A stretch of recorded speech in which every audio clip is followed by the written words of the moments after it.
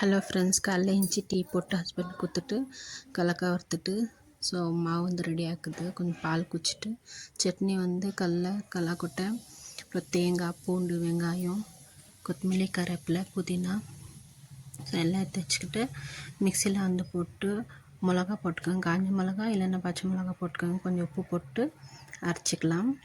அரைச்சி முடிச்சிட்டு பேர் நல்லா சாஃப்டாக அரைச்சிக்கோங்க. அப்போ தான் நல்லா டேஸ்ட்டாக இருக்கும். தாளிப்பு வந்து என்னோடய ஸ்டைலில் வந்து வெறும் கொஞ்சம் எண்ணெய், கடுகு, கருவேப்பிலை போட்டு தாளிச்சிடலாம்.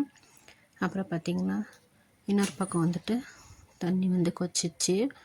இட்லி ஊற்றி வச்சிடலாம். இட்லி வந்து நல்லா சாஃப்டாக வரணுன்னா நைட்டே மாவு வந்து மேலே எடுத்து வச்சுருங்க. ஃப்ரிட்ஜில் வைக்க வேண்டாம், அப்போ தான் நல்லா சாஃப்டாக இருக்கும். இப்போ வந்து இட்லி வந்து ரெடி ஆயிடுச்சு. இட்லி ஊற்றி வச்சிடலாம்.